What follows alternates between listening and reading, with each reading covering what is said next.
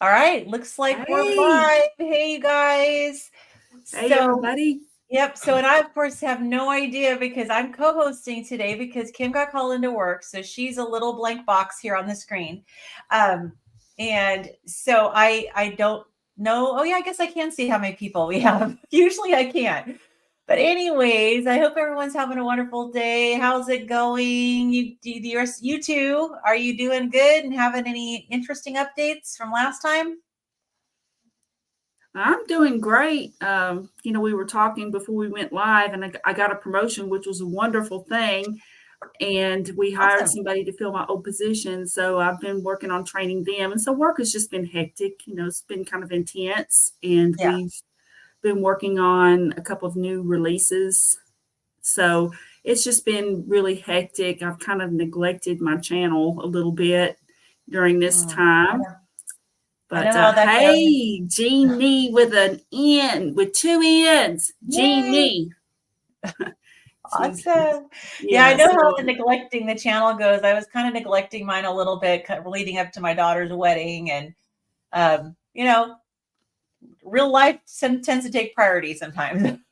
yeah, life happens. And I went through a really weird period of time too, where for a couple of days I didn't want my normal fatty meat and stuff. Oh, And interesting. I barely ate much of anything. All because I didn't want to like just totally blow carnivore, Right. So I ate a little bit of full fat Greek yogurt, and that was about all I really wanted. So I've probably dropped 10 pounds now that I didn't need to lose because, No, I I hope mean, not. so I don't know. It could have been just because of my schedule, or just because of Stress. work and stuff, and maybe I don't know. But I did not want that at all. I didn't want Yeah. bacon. I didn't want eggs. I didn't want ground beef. All of my usual go tos that I love. Yeah. I Did you get didn't your want. appetite back? I have it now. Yeah, Good, yeah. good. So it's just I don't know. strange. Are you one of those that when you're stressed out, you tend to lose your appetite? Yep. I'm Yep. the opposite. I'm the opposite. I would stress eat. So, yeah, I I'm don't one know of what. those where my stomach will just like get all kind of like, just like, I guess in knots, you could say, Mm, but I just would like have no appetite. Like the thought of eating would make me feel ill. yeah. But it was really funny because I love my bacon. I even had some regular bacon and beef bacon. So I've got both types. And normally, I mean, regular bacon, I can normally eat that Yeah, anytime. well, it must have been stressful. I always remembered, like back before I was carnivore, and I was huge and everything. I always used to say, like, why can't I be one of those people that when I'm stressed out, I go jog? Right. I had a friend who was addicted to exercise. Well, I mean, she's still addicted to exercise. I'm like, wow, I need that. Yeah, She like, goes to the gym like all the time and just, oh yeah, not me. I would just eat garbage and, it would give me that temporary, I guess it stimulates your dopamine receptors and, you get that great, good feeling. And I guess exercise does the same thing. You get all that serotonin mhm. but yeah, no, exercise was not my go-to. So Charlie, how are Wow. you doing? You're all muted. There you Oh, go. I'm doing all right. I just got back from 5 hours of driving to watch 2 minutes of my daughter's cheer routine at state competition. So she did well, but I'm glad to be back Oh back yeah. home. Oh my goodness. Yeah, so And she does competitive cheer. yeah, she's only 9 years old though, so everybody gets a medal, and everybody's Right. pretty supportive at that age still. So that Yeah. was the highlight for the day. And then yesterday we had a local meet here in Indianapolis. So there was a nice mix of keto and carnivore folks to Nice. um, have lots of brisket. So I ate Mm. Excellent. brisket and Excellent. pork butt, and got to take some home too. So Oh, nice. That's yeah, excellent. overall, very Good. good weekend. Thanks. That's good. Well, I'm an empty nester now. Got my youngest daughter married off. She's actually they're back from their honeymoon. and they're happy, and Dave and I are trying to figure out like what our life is going to be now that it's just the two of us. And so it's been nice though. It's been good. I'm doing better emotionally than I thought I would, and I kind of wonder if I'd be doing quite as good emotionally if I wasn't eating so well. I probably would have been back doing a lot of stress eating. And but yeah, so we're doing good. And it's also nice too that now that I have lost so much weight, we can actually go do things together. Before, he was always active, but I couldn't be. So this is good. So, but we are wrapping up this book. Yes. I think that surprise. I want to announce, and let me just go ahead and go. I'm going to go pull up something. So just bear with me here. You can't see me pulling it up, but I will share my screen in a moment. I want to share our next book, which I have ordered. So I'm going to pull it up on my orders. Okay. Okay, let me see if I can share my screen.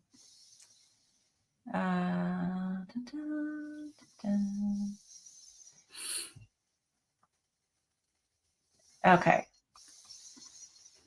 There we go. All right, so this is going to be our next book. It's called Eat Meat and Stop Jogging. Speaking of someone who doesn't jog to deal with stress. But anyways, this is actually a really affordable book. It was only $10. There's an Audible version. There's a Kindle version. And then if you order today, it's going to get here on Wednesday. And so I'll put this also in the description of my video. I'm assuming, Carrie, that you will as well. And if you have Kindle Unlimited, you can borrow it. Yeah, exactly. Yeah. So I have it. I've got it here. Well, you can't see, but anyway, I do have it on my phone already. Awesome. So yeah, it's one that I'd gone ahead. I can't remember now who told me about it, but somebody did, and they told me that it was on Kindle. And so I was like, Kindle Unlimited. And I was like, oh, let me check that out. So I've got it. I've had it here for a while to read, and I just haven't. So this is the perfect opportunity. So this works. This is great. Yeah. And so we've decided that we're going to take a couple weeks break. Kim has a couple of vacation coming on. And then I'm going to be in Austin for the Hack Your Health conference.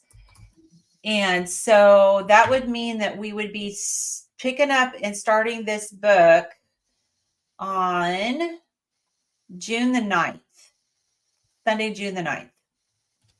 So that gives you guys a chance to order it. And now, is it a long book, Carrie? I don't know. Let me just look at it real quick, and I'll see. Now, of course, it says there's 207 pages, but I'm not sure if the format for Kindle is different. But it's 207 pages. Let me go see if the Amazon listing tells how big it is. 208 pages, the print version. So it's not huge. Yeah. So whereas this book here, although there's a lot of references at the back of this book, but if you go just to finish the conclusion, it's 336 pages. So it's like, a third longer. And this is a great book. I've really enjoyed it, but it's a lot to digest, and it's kind of hard to discuss it because there's just so much content. I'm finding that to be exactly the case. I don't know how you feel, Charlie, about that, but I feel like there's a lot. Like Dr. Barry's book was easy because he had the little, really from chapter to chapter, these really consistent headings. And so it made it super easy to discuss. This one is definitely a lot harder, and the chapters are really long. Yes. So yes, I agree with you. It has been a good book, and I definitely would recommend that people sit down and read it or listen to the Audible version. because it is packed full of information. She did her research. She sure did. I mean, I don't know how anyone could refute it because she really was extremely thorough. Yeah, absolutely. So chapter 10 is called Why Saturated Fat is Good for You. And so I don't know if either of you guys want to do kind of a quick overview. If not, I can try to do my best to get an overview for you. Well, I guess my overview of it is just that she goes into the history of low carb diets, first of all, like going all the way back to Banting. And to be honest, I knew that the low carb diet has a history. What I didn't realize was just how much history and actually how much research has already been done. And she does talk about Finney and Volek and also Dr. Eric Westman as well. And so it's really surprising to me, especially now that I'm more aware, that people will say, well, the keto diet, being in ketosis for a long time or being in ketosis is dangerous and no research has been done on this diet. And I'm thinking there's been more research on this diet than there has been on anything else. I mean, right. It seems like there's been more actual like scientific research as opposed trials. to Actual trials that were done. Right. Mm-hmm. Right. And one of the things she was talking about was that it seems like we associate the beginning of a meat-based or low carb diet with Atkins. Mm-hmm. And in this chapter, she goes back and shares everything leading up to Atkins. I mean, Atkins was kind of like at the tail end. Yeah, he was. There was so much ahead of time before him that let me see if I can find some of the information. Well, like Banting, for example, what year was he? He was like in the mid 1800s, and it was that that's what Letter of Corpulence was his book.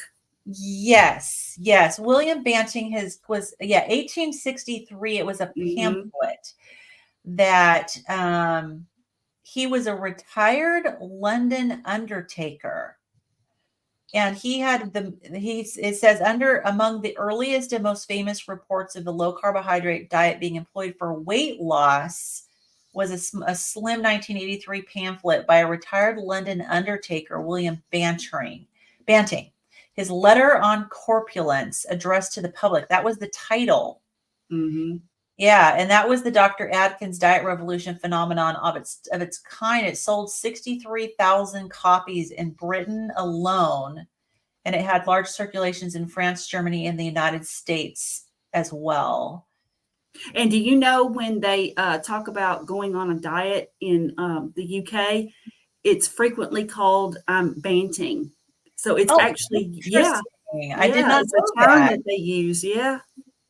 Interesting. So he, at the time, this just goes to show how things have changed. So he wanted to solve his own issue with obesity. He was short. He at 65 years old. He was only 5'5". That was just short for a man. Mm-hmm. And he weighed over 200 pounds. And so like nowadays, to weigh over 200 pounds is like, I think a lot of people, even if you're 5'5" and weighing over 200 pounds, yeah, that's obese, but that may have been more unusual back then. Yeah. To have that problem. And, but he tried the advice that his doctors gave. He said he was rowing 2 hours every morning because they gave him the exercise more and reduce your calories. And that was way back then. So you stop and think about it. I kind of thought that the eat less, move more was a more recent development, but apparently it wasn't. Right. It dates way back. And he was having a bunch of issues with his sight and his hearing were failing. He had an umbilical rupture, weak knees, ankles, heartburn, acid issues. And yeah, so he tried the exercise more, restrict calories approach, and it did not work. The exercise increased his appetite, and the cutting calories made him exhausted. It's like it's a catch-22, right? Mm-hmm. Like Because the more energy you expend, then you need something to fuel it, and so it's going to make you hungry. right. And it's so interesting too. I thought this was super interesting that this, so in 1862, the year before he wrote his pamphlet, he actually got good advice from his ear surgeon because Yeah. he was losing his hearing. His ear surgeon thought that the excessive fat in his ears might be pushing up against his eustachian tubes and put him on a low carbohydrate diet. And this ear surgeon did this because he knew that farmers fattened up their livestock on sugary, starchy diets. So he figured that there was the converse would be Mm-hmm. to get that food.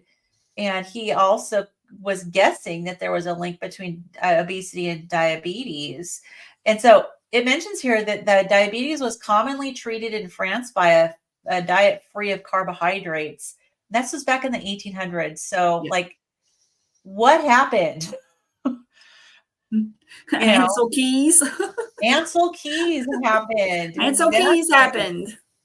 Yeah. The Keys phenomenon. So Banting followed this advice and he lost his weight, and he ended up losing a total of about 50 pounds and it regained a lot of his health. So that's interesting that this dates all the way back to the 1860s. And yeah, so that was really, really interesting. Yeah. So let's see who else. So of course, then they talked about, of course, President William Taft, who had the heart attack, kind of freaked everybody out. And I didn't realize that was treated with a low carbohydrate diet either. See, I think that either. Yeah, so you know what? I kind of think that some of this stuff is not really talked about because it goes against the narrative. Like everybody knew he had a heart attack, but I just didn't realize, or maybe I don't think anybody ever said that it was treated that way. Whereas it's interesting, it was a London-based physician who treated the U.S. president. Yep. And using a version of a low carbohydrate diet, he lost 70 pounds, which was great. So let's see. Hello from Pittsburgh. Yay. Hi, Michelle. Hey, everybody. Hello there. Awesome. Good to have you guys. I'm glad everybody's here. Yeah, absolutely. We're missing Kim, but she's with us in spirit. Yep. She's taking care of patients. Okay, so let's see. You guys chime in if you got something. I'm just kind of going through, looking at the pages and making sure we don't miss anything. Yeah, what you got, Charlie? Something that stood out to me was that, first time I did like low carb diet, which was like over a decade ago, things like, the keto flu, how you salt because you lose a lot of electrolytes, the fact that there's fluffy LDL and small LDL, which is like and stuff. Nina really put into context that wasn't always the case, that was common knowledge. It wasn't until, folks took up the mantle of Dr. Atkins, for people to, study his diet a little bit more, that became more commonplace. So I always thought that was commonplace, like in Atkins era, but I didn't realize that was not common knowledge, until, Dr. Westman. So. And one thing she did talk about too, as the book progressed, is that it started out that they really only knew about cholesterol in general, and for quite a while they were only looking at that total cholesterol number, and then they eventually started breaking it down as they got the ability to test, and they were able to break it down between the HDL and the LDL and the triglycerides. But you would think, based on the current testing, that that's still all they know how to do. That, how often do you go to a regular doctor and they do a fractionated LDL test to find out the breakdown of your LDL? I mean, Right. They don't. I never learned it in nursing school. Honestly, I mean, never, ever was it talked about that that at least that I can recall, it definitely wasn't emphasized that there are subsets of LDL cholesterol.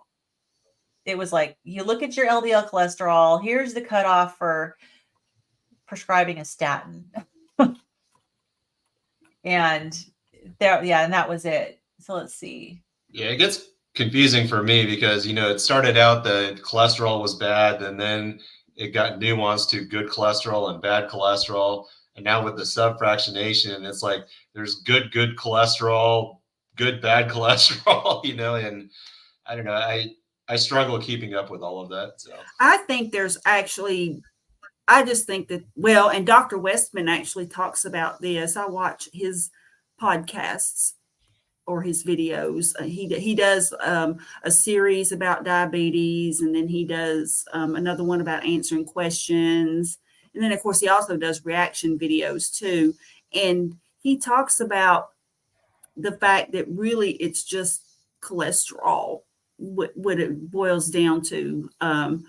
In terms, especially with the LDL, and I know I've heard Dr. Berry talk about too that we still don't know enough about, like, people say, oh, well, the large and fluffy is good, and we still really don't know enough about that to know whether that's true or not. Although it seems like when your triglycerides are low, you do have more of the larger LDL particles.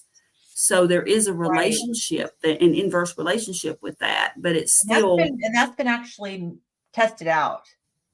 Yeah. So they do know that, but we don't, but in terms of like whether little ones are a problem, like some people say they are, we don't really know enough about that to know whether the small particles are.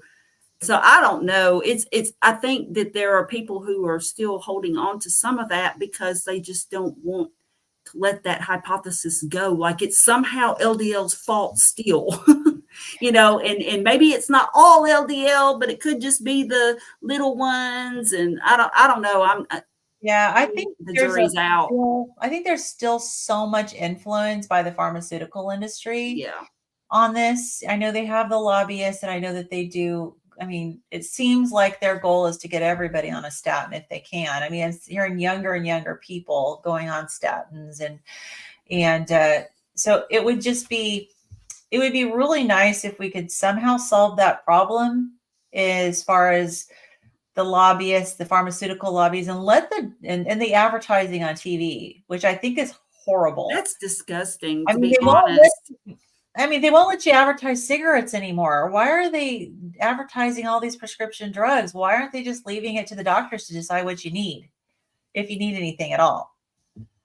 Yeah. I totally agree. It's shocking to see. And I don't watch TV much, but once in a blue moon, I'll be just somewhere, maybe at my daughter's house, for example, and she might have the TV on. And it surprises me over and over again, the number of pharmaceutical commercials. And then they try to make like the Ozempic, the theme song is like from It's Magic, I think. Oh, it's magic. Only it's Ozempic, I think, is the theme song. And they try to make it just all happy. And I'm just like, man, you're talking about a potent drug. Oh yeah, ridiculous. Absolutely. Yeah. So it's just interesting. I mean, where she was at with regard to when she wrote this book, which I think was in 2015. I don't know whether things have improved or not, because where she left it off, they still were like you said, kind of not really further investigating the breakdown of LDL. And so I don't, there was still, slowly the tide is turning, it seems, when it comes to red meat and saturated fat, it seems, but it's very, very slow. And, even still, like today, Dave and I were in Costco, and we were there last week, and he was talking to a lady that was giving away samples of something, and he was telling, we had our cart full of meat, and so he was telling her about me. I was off looking at clothes and how the weight I've lost. And so we actually came by again as she was there. So I was talking to her, and her big thing was cholesterol. Her question was about cholesterol. Mm-hmm. And so I had a chance to share with her what I've learned about cholesterol. And fortunately, good for her. She said her doctor's trying to put her on a statin and she's refusing. So that's good. Yeah, I hope that that's a good indication that maybe people at least are starting to be a little more awake. I hope. Well, then they've got the PCSK9 inhibitors or whatever. That's like the shots for cholesterol. Mm-hmm. So like it's a whole different thing where it makes your cholesterol go like really low. And that's just, to me, it just seems, it's like we don't have a medicine deficiency, let's stop and think about what's really causing this. And then when you get it, like, because Nina goes on to talk about the diseases of, what is it? Crap. I just went blank. The diseases of civilization. Thank you. Western civilization, and so with the increase in the carbohydrates and the sugars. And here's the thing, like they've talked about how when I say they, like there's been discussion about like the native peoples of various lands when they Inuits. Yeah, and when they're put on a Western diet, they start eating these Western foods, all these carby and sugary foods, then they start getting sick. And then the I guess powers that be or whatever try to say, well, that happens because of the increase in fat and meat. And in reality, that's not the case, because when this first started, you couldn't transport that stuff without it going bad. I mean, you couldn't transport it very far.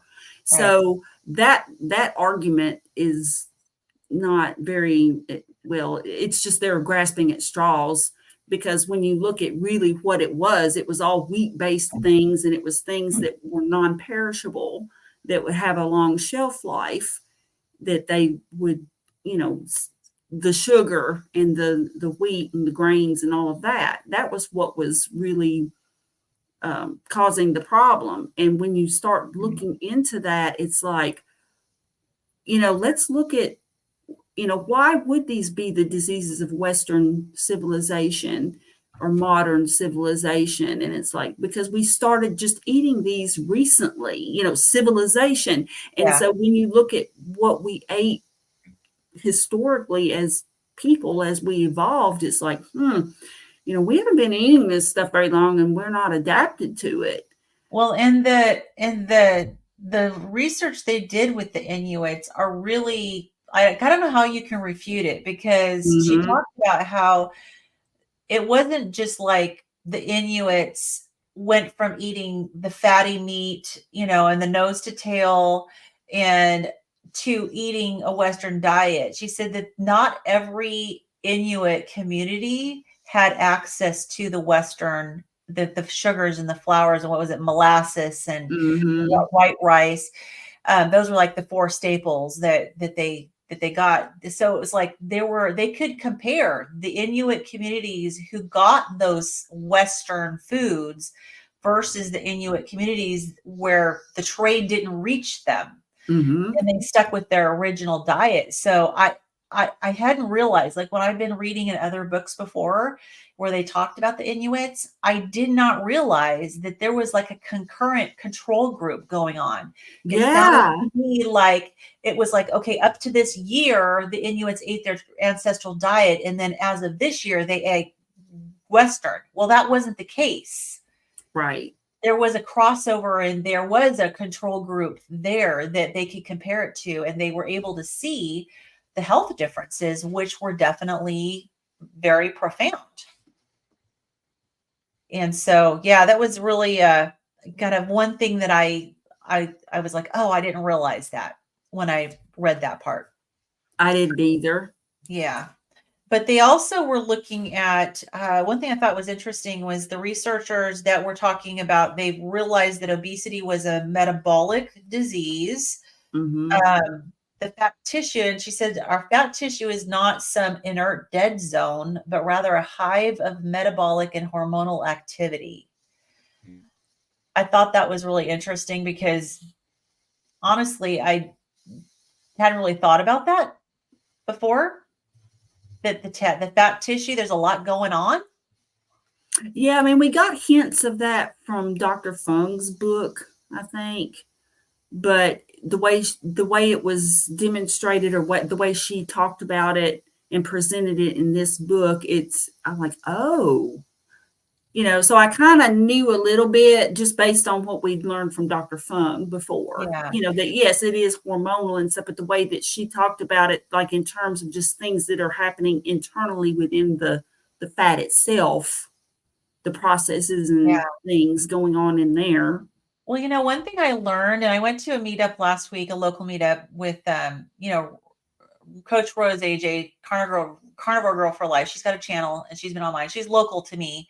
Anyways, we went a beautiful walk around this lake and I met some other women, and I met a woman named Kim, not our Kim, but another Kim. And we're going to be doing a live stream June 11th. But I was talking to Kim, and we're going to be talking about women, and menopause and that sort of thing. But I had mentioned that I technically I'm 56 and I haven't entered menopause yet. And one thing I didn't know, which she filled me in on, is that fat cells store up estrogen. And so she said, if I've been losing fat, my fat cells are basically giving my body a steady stream of estrogen. Wow. Which is probably preventing me from going into menopause. And I'm not going to complain. No. That's interesting. I didn't realize that. I thought that was fascinating. Yeah. So, I mean, I guess I figure, well, I guess if I reach my ideal weight, I guess what I have will be menopause. Yay. But that was just like an example of what happens, with the fat. I guess they do store. I heard we've been told they store toxins. Yeah. But I really didn't realize that there's other hormones. It makes me wonder what other hormones are stored up in fat cells as well that might be, released as we lose weight. Who knows? But I mean, that's a topic I haven't really discussed yet. Hopefully I'll learn more about it. But yeah, but the fat is actually a metabolic tissue. So I guess it makes sense that if people are gaining fat, and the fat is storing up hormones that they're not being bioavailable to the body, then you're going to end up with all sorts of metabolic issues. That does make sense. But yeah, I didn't really realize that. And especially what you're saying about the estrogen and all that is just, wow, that's incredible. Super interesting. I know. Well, and it's interesting too, like they were talking about these, there were German and Austrian researchers that came to believe the hormones were responsible for the fat.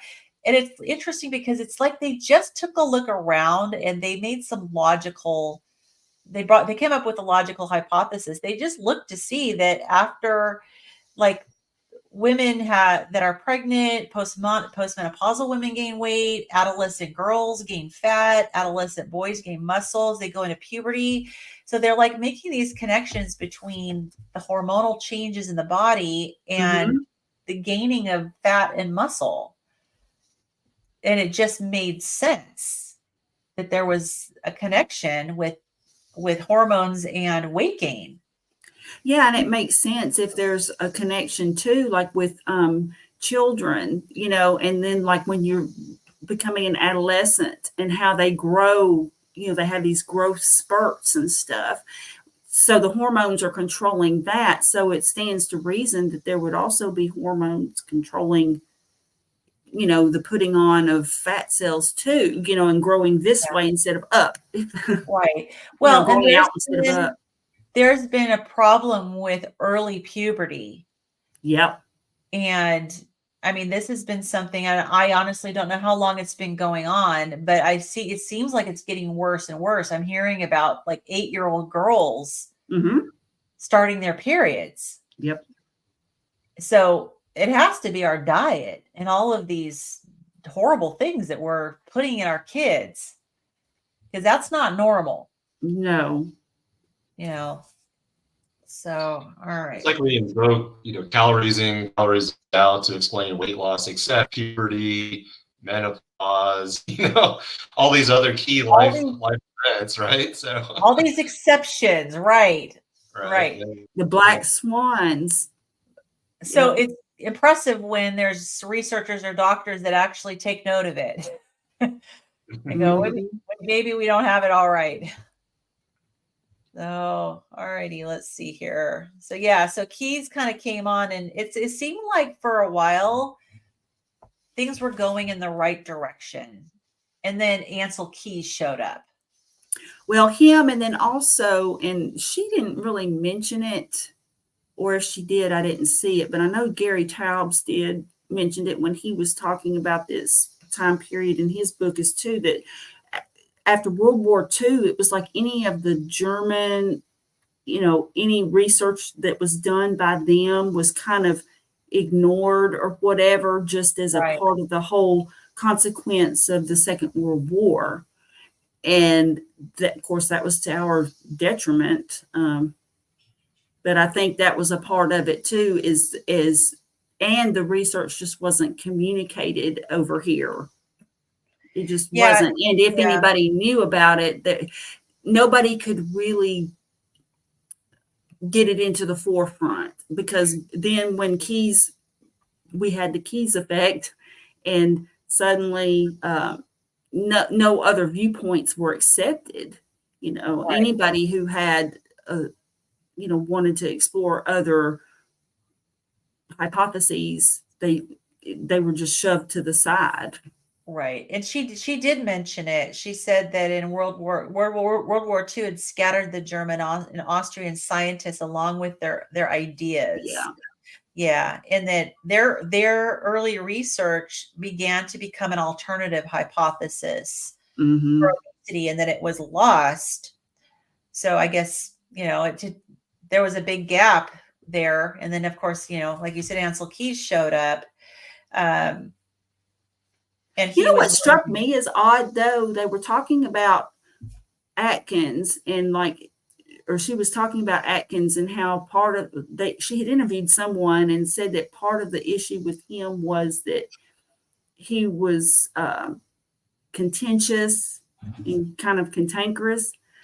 But Lord, Ansel Keys wasn't exactly the king of, Mr. Congeniality and, how to win friends and influence people. So I'm like, maybe he had a persuasive, I've not really seen that I can think of anything like any clips of him like speaking to anybody. Like maybe he was eloquent in a way that Atkins wasn't or something. I don't know, but it just, because I'm just like, I just think that the reason that the low carb research was ignored is just because it went against the diet heart hypothesis. I think that's just the main reason. I don't know that Atkins, for example, I don't know that his personality or anything really made that much difference. But I just thought that was interesting, because I'm like, well, yeah, from what I understand, Ansel Keys was like pretty hardcore and rude and Nina talks about Dr. Atkins in contrast to Dean Ornish, who was pretty smooth apparently. So so a lot of not necessarily anything wrong with Dr. Atkins, but Dean Ornish was a lot smoother. Obviously, short in the telling, long in the refuting. As I say, it makes me wonder, for all the science that's out there, to what extent it really falls on personality. Like, think about the carnivore diet, we've got, your Dr. Berries, your Dr. Bakers, and then all that stuff. So I just wonder, will we ever get to the point where we can just kind of point to the science and the studies, or are we always going to have to rely on folks that have the quote unquote the right personality to? Sometimes it's the right look too. Mm-hmm. It could be physical appearance. Wasn't it? I forget. Probably years and years ago, they mentioned that usually the taller candidate gets elected for U.S. president. Yeah. We're very superficial as a society. Yeah. But well, and I think a lot of that has to do with just how we're wired as people. The whole tribal thing and everything, leading up to that, the community and just all of that is plays into that. What we see is aesthetically pleasing and who we trust versus who we don't, and so that Kim kind of thing, body language and all of that. So Kim says it was that Dr. Atkins was found abrasive and called dietitians idiots. Well, there you go. Yeah. But I think I'm just thinking there again that Ansel Keys was not kind to anybody who opposed him either. No. I mean, who was that? The sugar guy? Was it? Yeah, I forget, but I know he kind of bullied. Lustig? John Yudkin, right? Yudkin. That's it. Yep. Yes, thank you. Lustig is a sugar person, but that's not. I knew it wasn't the right person. Yes, Yudkin. He was terribly rude and mean to him. Just totally discrediting him to the point where he couldn't even get funding for research and stuff anymore. So, well, I think that they get very vested in their research, and they some of them probably steamroll over anybody who tries to confront them, which really isn't good science. I mean, you have to be open to being contradicted and persuaded by a good argument, that has some scientific backing. But that's can be hard to do for some people. So, so I guess it kind of turned into, Keys won over everybody, and they kind of ignored the whole Inuit thing. Mm-hmm.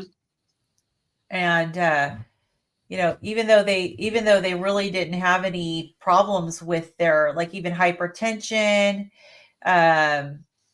they said that they only saw 2 cases of blood pressure over 100 and found arteriosclerosis to be less common in elderly Inuit than elderly white Canadians when they were doing this research. Mm-hmm. Heart disease didn't appear to exist in Eskimos under 60 years of age at all. But then when the Inuit ate carbohydrates instead of their traditional food, their health declined. And women and children got anemia. They got their first case of diabetes. Their teeth, they had problems with their teeth, which apparently they did not. Some Inuit need to make their own dentures out of walrus tusks,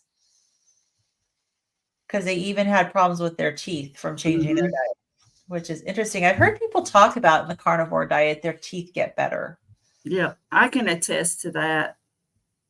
Definitely. I can attest even after low carb, actually, but after carnivore, especially, there's not that film or whatever on your, like, I don't know, like when you wake up in the morning and there's just that, for lack of a better term, I'm not sure if it's like pre-plaque or just what it is, but it's like that film or coating that you get in your mouth. Or maybe I'm the only one. No, I'm not. But anyway, you get that on your teeth, and I don't get that anymore. Like, I don't have that unclean feeling on my teeth. And that may also have to do with your stomach, your gut health too. Mm-hmm. Potentially. Sandra says, I got to stop saying I got to get this book and get it. Yes, that's right. Just get it.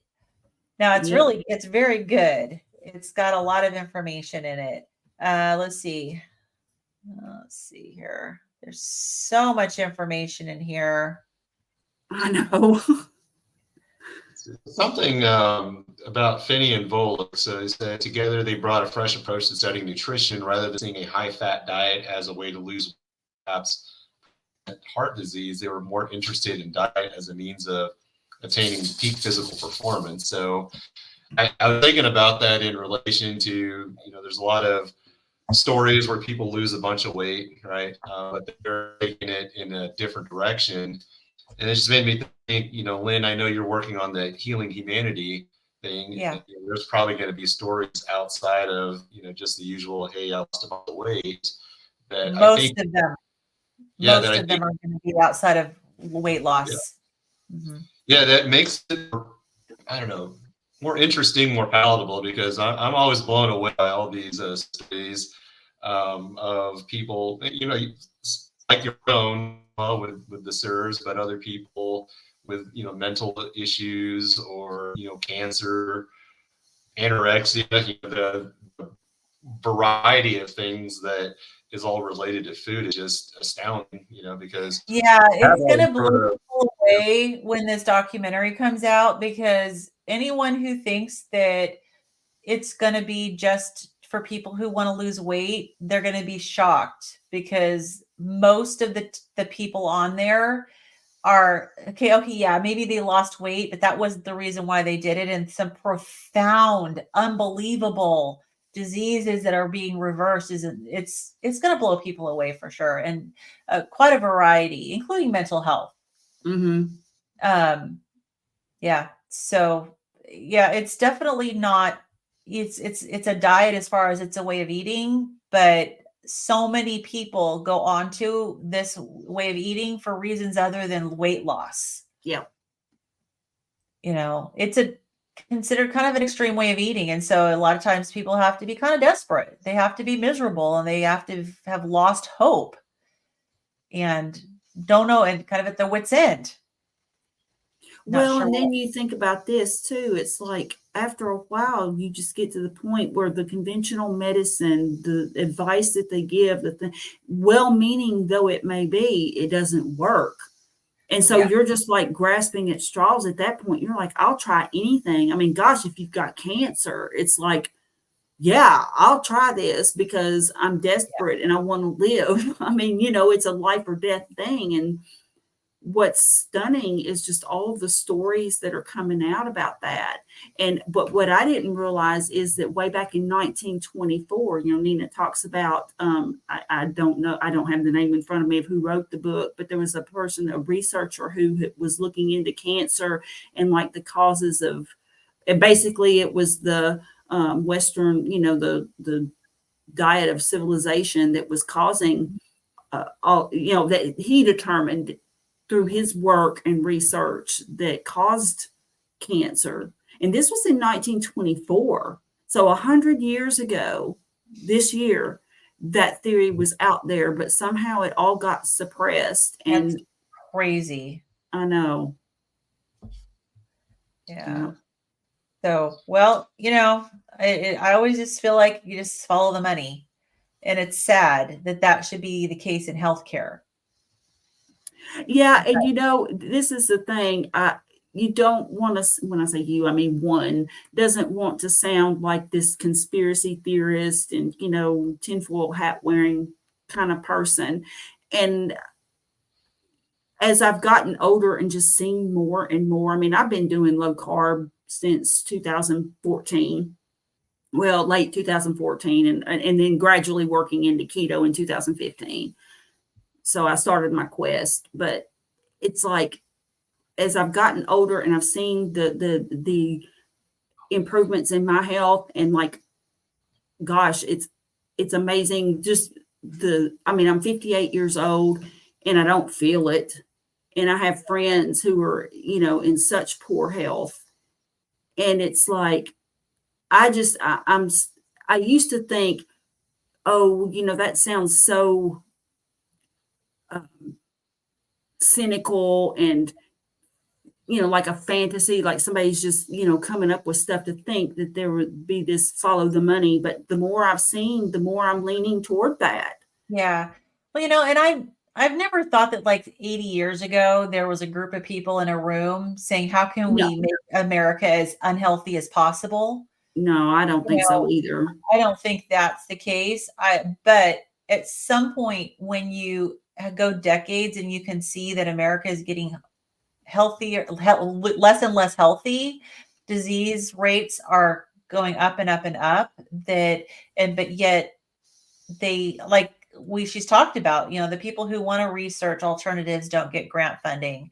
Nope. People who have researched it and they try to present their findings, but they're contrary to the guidelines, they get suppressed. So Mm-hmm. at the point, when does the cynical part kick in and say, okay, there's obviously something more than science going on here? Especially now that it's gone on so long. In the Right. beginning, you can kind of see where maybe some people would have kind of seen well, and here's the thing, Keys, and she points this out too, what Keys had was in nowhere near the research that would be normally accepted to. Right. So it's like, how did that happen? But but in the beginning, you can see how that could happen. But then as the time progresses and there's more and more evidence coming out and they're just suppressing more and more and more, Yeah. that at that point, and especially now, I'm just like, yeah, there are too many people who have financial vested interest. And it may not, I don't necessarily think it's individuals either. I mean, like last time we got together, I was talking about like a friend of my son's who is a food scientist. She didn't get into that to suck people into Right. wanting, food that's bad for them. She could have just as easily become a chef, kind of like Chris Cooking Nashville, how he experiments with all the different flavors and alternatives. And she does the same thing with food. It's just she happens to do it, for a food manufacturer. So it's like, I don't think it's necessarily individual people, but I think it's corporation level, that they just have they know, hey, it's a good thing. I mean, we got a good ride here. Well, yeah. And I know a lot of times they'll justify, well, we have to make money because if we aren't making money, then we're not going to be able to continue to find products that help people. And it's very easy to justify. So yes, be cynical, it leads to the truth. Yes, I agree. And it's the big money, not the mid-range money. I agree. Yeah. I believe doctors are following directives and are in a catch-22 situation. Yeah, a lot of them they are. And I feel bad for them. I really do. I feel terrible for doctors because they go in with, they're bright-eyed and bushy-tailed. They want to help people, help humanity. They want to save lives. And then they get stuck in this, they're just a cog in the machine. Yeah. I listened to an interview this morning. What was really good. Dave Mack interviewed this doctor. She's an American doctor, and her name is, I think, Leisha Town. She's from Indiana, I believe. South Bend, Indiana. Yeah. And I liked her a lot. She's carnivore, and she was a primary doctor who was stuck in that system that Sandra's talking about. And she decided to go independent and have a kind of a membership-based type practice where people pay a monthly fee and they have access to her. And she said she can spend a lot more time with them, and she promotes lifestyle. So I thought, wow, that's really cool. I love finding doctors like that. And so she did say at the end of the interview, Dave Mack asked her, like, how are other doctors, your colleagues, responding to this? And she said that she kind of sees that there's a lot of interest. Like some of them are like pushing her aside because she left and they're still stuck in their, the area that is miserable, that she hated. But there's a lot of doctors who are asking her about it, and they're seeing that she's successful. So I hope that this is something that doctors will do. Now, one thing that I'm going to be working on, and this is kind of a part of the whole Healing Humanity thing, and we're setting up a membership site. But one of the things I'm going to be working on is trying to build a database of carnivore and keto friendly doctors that people can go on and they can like scroll, like select their state and find out which doctors in their area are at least sympathetic to, to our choices, So hopefully the tide will eventually turn. And honestly, whether government decides to turn the tide or not, we as individual citizens can take control of our own lives like we are doing and make our own choices. Like we don't have to say yes to our doctors. You know, the healthcare decisions are ours. All right. So just wanted to drop in and say hello. I'm just leaving Costco, heading home, having a wonderful day. Thank you. I was at Costco earlier. That's Dustin. So he was one of the people organizing the meetup yesterday here in Indiana. So. Oh, awesome. So you're familiar with that doctor, Charlie? I'm not familiar, but I listened to the same Dave interview you did. And oh yeah. Some of the people I met at the meetup yesterday, they live around that area. So I was going to say like, hey, have you heard the Dave Mack interview? There's a doctor near you. So that's Carnivore. Oh yeah, so. Absolutely. Well, I want to know about any doctor that's doesn't even have to be carnivore, but if they're supportive. I mean, that would be nice to know too. Someone who's going to be supportive of like for example, my naturopathic doctor is very supportive of what I'm doing and will order whatever tests, if I want to get the fractionated LDL test, in fact, I've got an order in, I got to go get it done, whatever tests I want, he's very supportive. And he's not carnivore. I'm probably his only carnivore patient, but it's nice to have someone that isn't going to make you feel like you're a complete idiot for making these choices. Yeah. Well, here's the only problem. If a person can afford it, because what these doctors are doing is they're going like off the grid, not off the grid. So, but I mean, in other words, they aren't associated with like a medical practice. What is it? Like like these big practices now, like these. In other words, insurance isn't going to cover. It's kind of like the naturopaths and stuff who are independent. And this is like a concierge service. I remember reading an article not too long ago where that's becoming more and more frequent, where the doctors are like leaving to where they don't take insurance, for example, because the insurance makes it so limited on what they can do and what they offer. But what's bad about that is because of the nature of the concierge of the such personalized attention and stuff that it's expensive for folks that don't have the money for it. Do you have any idea how much they charge? I don't know, but the membership ones are pretty. I mean, they're pretty.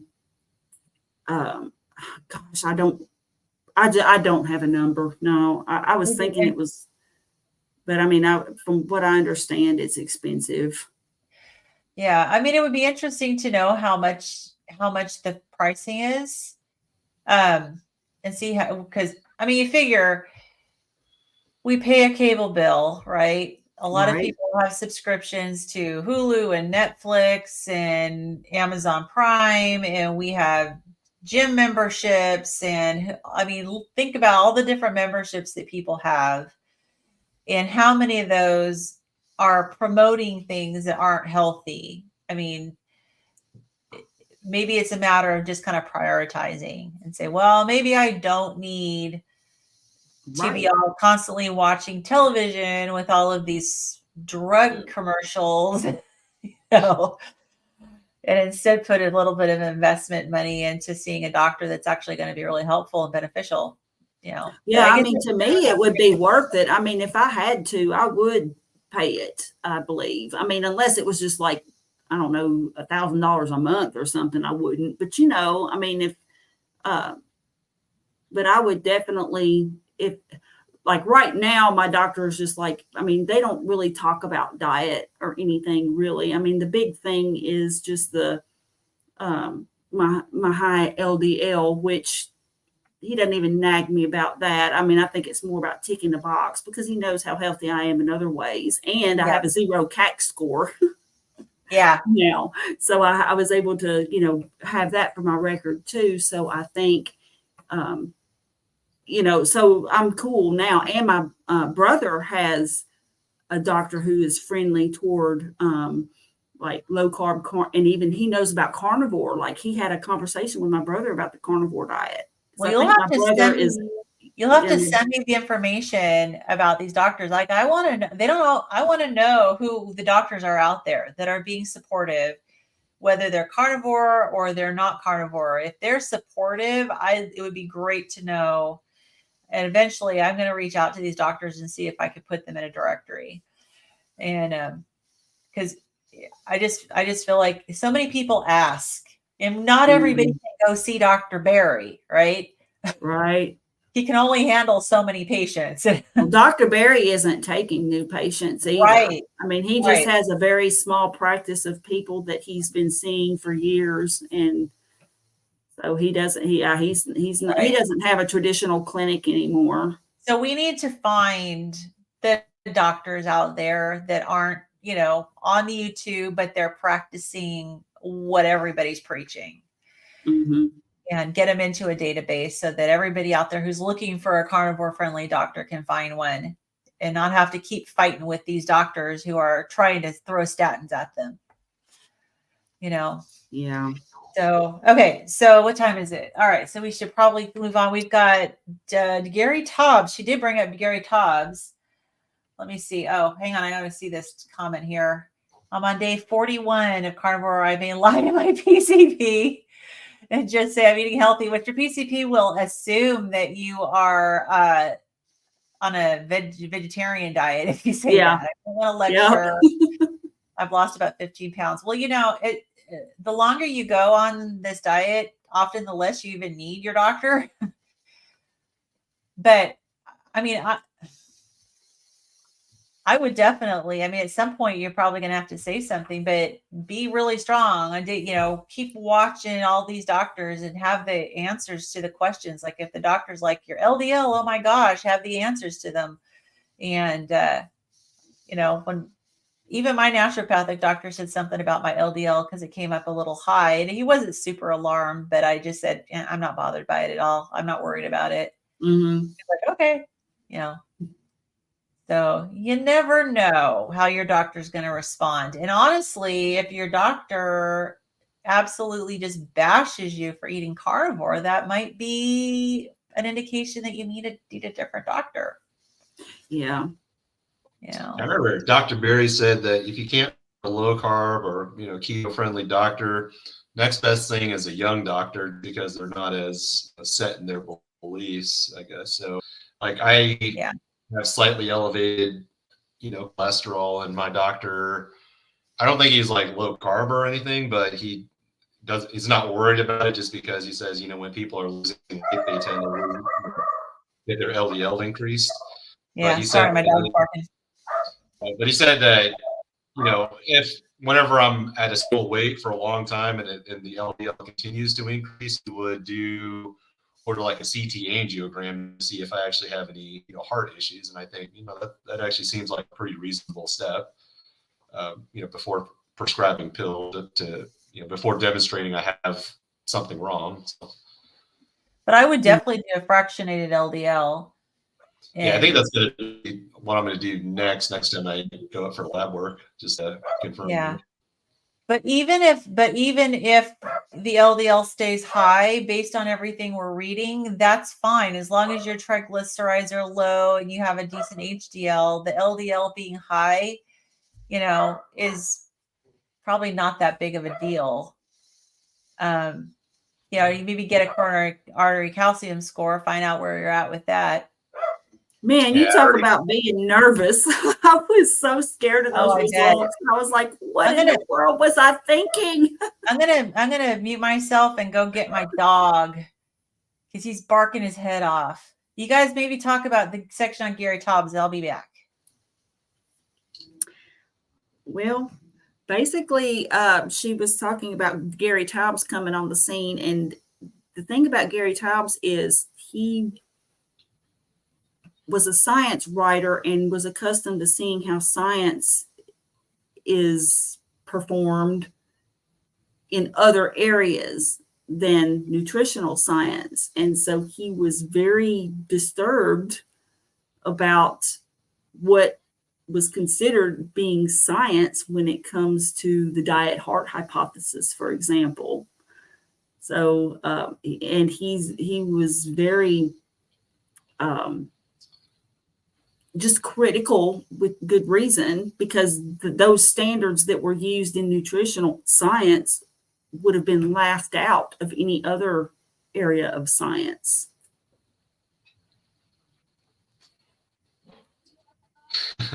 So, oh, hi, Docky. This is Max. Say hi, Max. He's barking his head off out the front He just window. wanted some attention. He's gonna have to hang out with me for a little while. So yeah. Okay. I'll put it So back. yeah, and then when but here's the interesting thing, because he was so, or is, I shouldn't say was, but because Gary Taubes is so analytical and precise,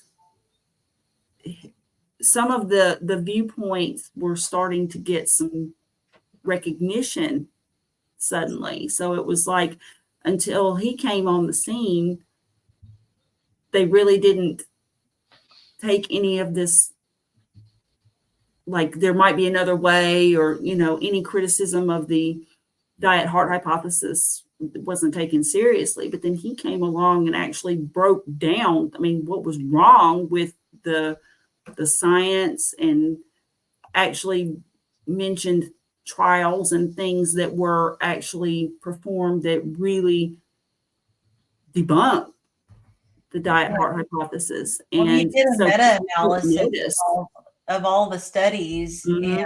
and showed what they actually were showing. And it says that he concluded that obesity was a hormonal defect, not the result of gluttony and sloth. I remember when that was being talked about. Honestly, I don't remember it being Gary Taubes. And now that she talked about that it was Gary Taubes, it's like, oh wow. But I remember that being talked about. Mm-hmm. And I think that maybe that it might be that people were relieved to at least have a hypothesis that it was not their own gluttony that was causing the problem. Yeah. I felt relieved. Didn't solve my obesity problem, but I was like, oh, cool. So it's not the fact that I'm eating tubs of ice cream and a whole cake, right? Silly as that sounds now, right? But yeah, it's like, it was interesting. It was interesting that I think people were just kind of wanting to know that it's not their fault. Well, and when and especially, I really highly recommend people reading his books, all of them. Now, why we get fat is a sort of a less, there's still a lot of technical information in there, but good calories, bad calories is a tone. It's a very, it's a thick book, and it almost makes this book look like a pamphlet. Gary Taubes's book is really, it's very, it's involved, and you have to go back and reread some of, or at least I did. But the whole point is he really dived in, and when he did dive into it, to me, it seemed logical for him to say that, because like when I was growing up and we learned about, like in science class, about anatomy and stuff, like there was a mesomorph, which is people who tend, now this is tendencies, it's not that it rules your life, but you had mesomorphs, which were people who tended to be muscular. You had ectomorphs, which I was like a classic ectomorph, because, long, lean, skinny. Yeah. And then you had the endomorph, which was people who tended to put on fat a little easier.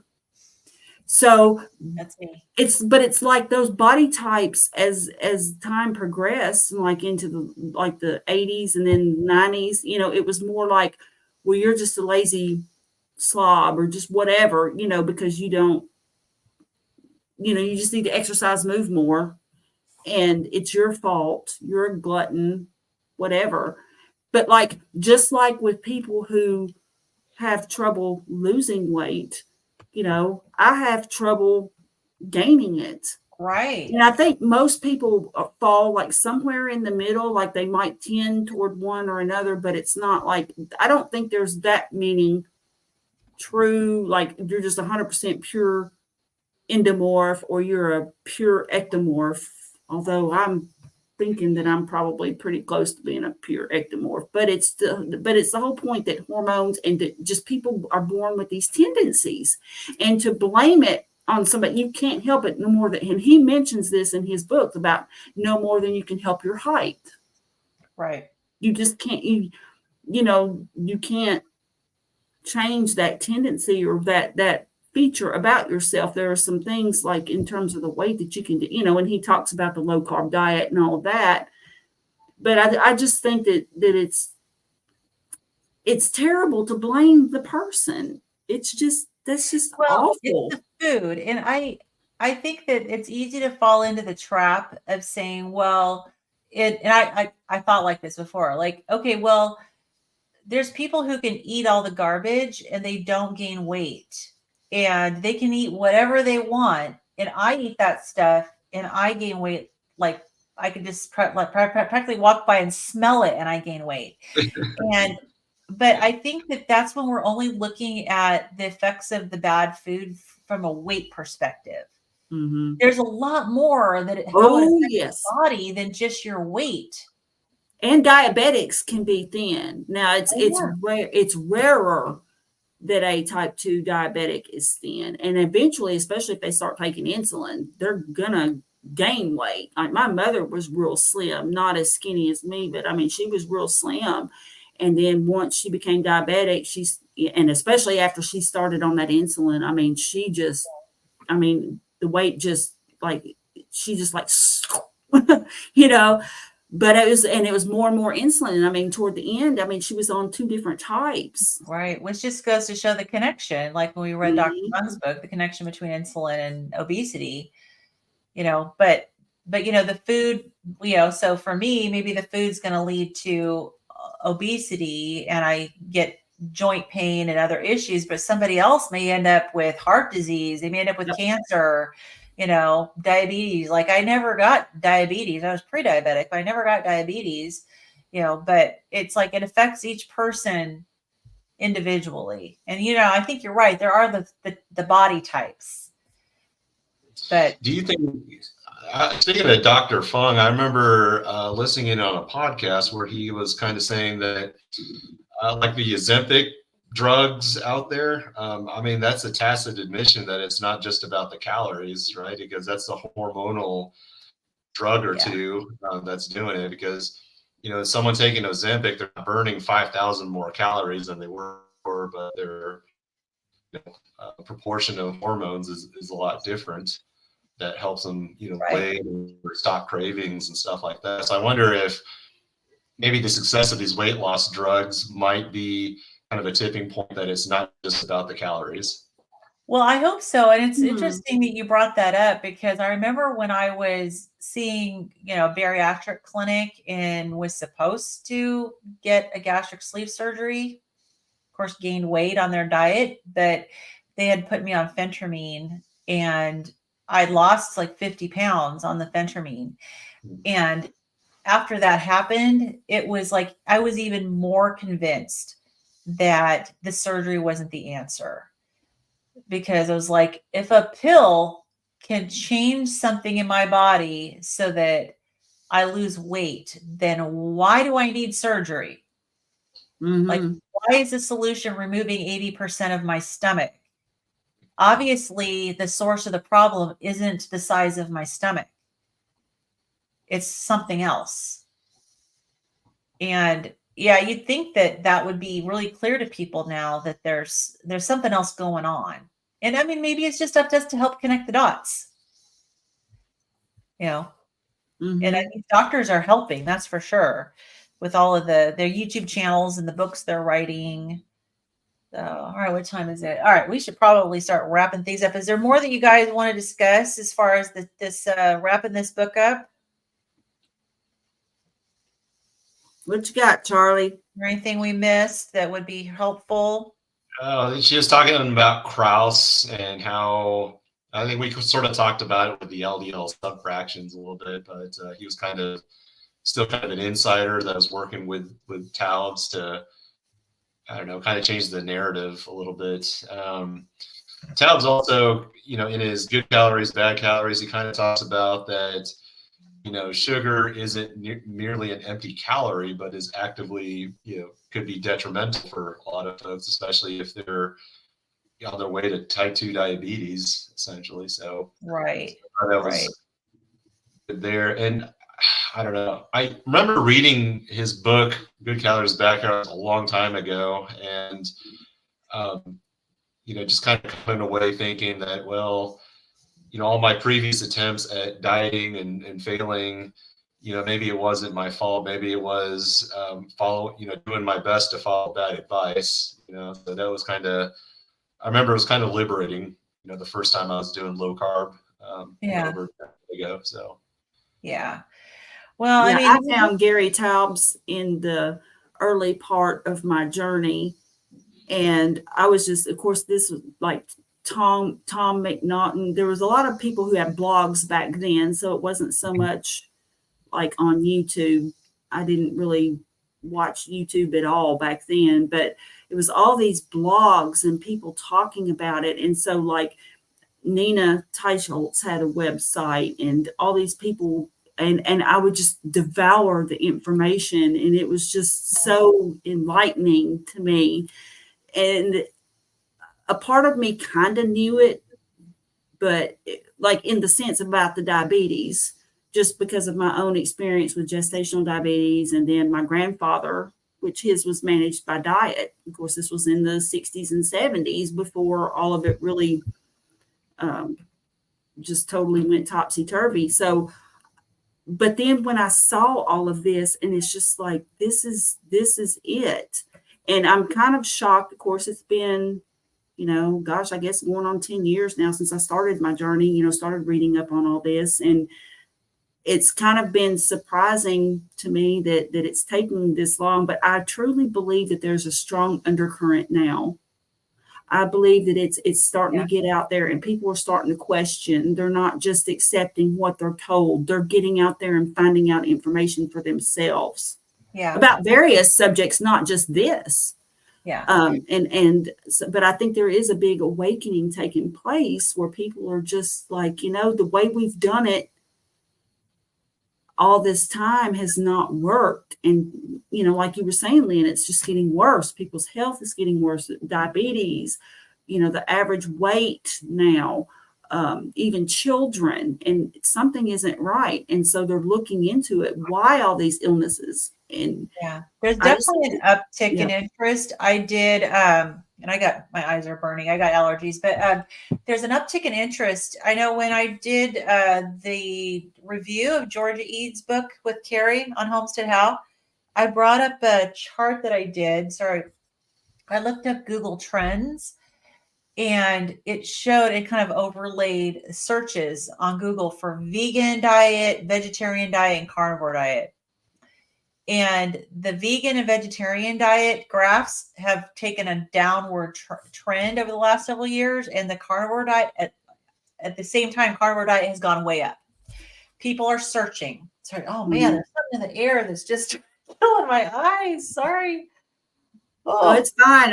We've got cicadas here, and I know you can probably hear them. I mean, they're so loud. Is that what I'm hearing? Crazy. That's probably what you're hearing is the cicadas. Yeah. So Kim, we're sorry you missed too. We missed you. Yeah. All right. So So I guess we'll wrap it up. It looks like Krauss was starting to try to get some traction. And then there was this Alice Lichtenstein lady who came in and kind of took over the AHA. And he was fighting to try to get their guidelines on the percentage of fat that should be in our diet increased, and she went ahead and took over and decreased it all the way down to 7%.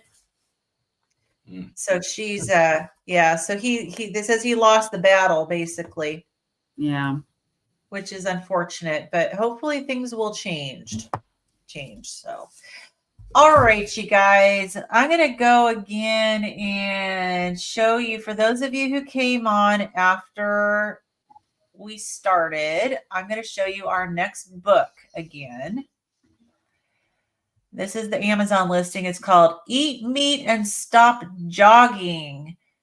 Common advice on how to get fit is keeping you fat and making you sick. So I definitely want to get fit. I figured it might be nice to actually read a book that has to do a little bit with fitness, hopefully.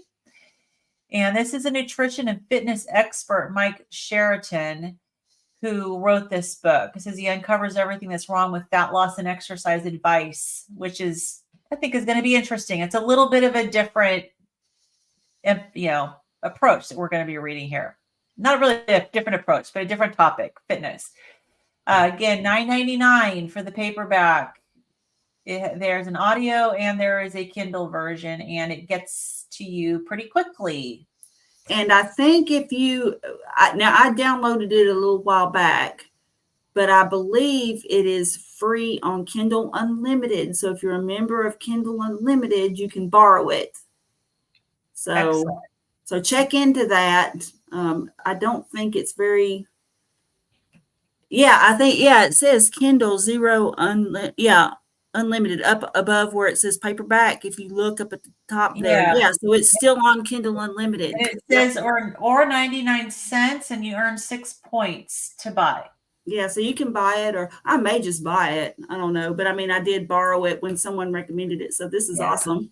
I do everything like real book, and I just like the tactile part of having a real book. But then my husband has an Audible account, and so we get the Audible version so that I can listen and read and follow along. So, but everyone, whatever works best for you. But hopefully, you guys, and we're going to skip. Was it 2 weeks we're skipping? Kim's going to be on vacation, and I'm going to be in Austin at the Hack Your Health conference. And so we will be meeting next on June the 9th. And Lynn, what many chapters are we going to discuss the first time on June? I haven't gotten the book yet. Oh, okay. So I don't know, but Carrie, do you have it? Do you have any idea how long the? Well, let me see here. Let me check and see how long chapters are in this book. I've never heard of this book, but it'll be interesting to compare this with Nina's book that was also published in 2014. So yeah. See. Yeah, well, this is one of the books that Dr. Barry recommended in his book that we covered.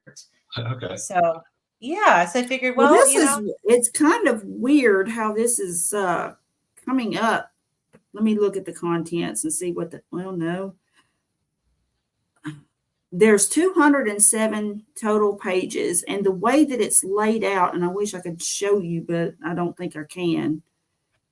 The common trap is like the first portion, and it goes to the next one, which is restricting calories to lose weight. And so that's 8 pages there. But then there's these different ones, like let me see. Okay, that's on page 19. And then, then the next one. Okay, so each chapter has like a 0.1 or a 0.9. I guess there's how many chapters total in the book?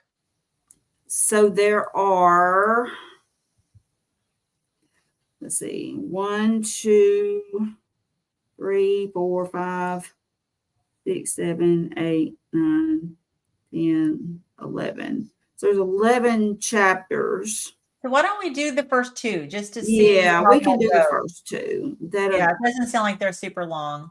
Yeah, it doesn't look, it's just throwing me off, and I would show you, but I don't think I could get my phone to, without glare or whatever. But it's weird. It's got like 51.4 and 16.1. I don't know if these are images that's in there or just, I've not seen one that looked like this before. Okay. Well, let's just shoot for the first 2 chapters, and then we'll see how it goes and see how much there is to discuss, and we'll go from there. Yeah, let's hope more people can sign in too, right? If they read the book and they want to participate. Yeah. We are to just 4 or 5. Okay. Yeah, and hopefully Kim is around and she can end. I don't have the ability to officially end the broadcast. Okay. So I'm hoping she can pop in and end it for us. So maybe what we'll do is we can just Hey, sign Lynn, I off. can end it now. Oh, you can end it. Okay. All right, everyone, say goodbye. Goodbye, everybody. Bye, everybody. We'll Bye. see you on June Thanks, 9th. guys. Bye-bye.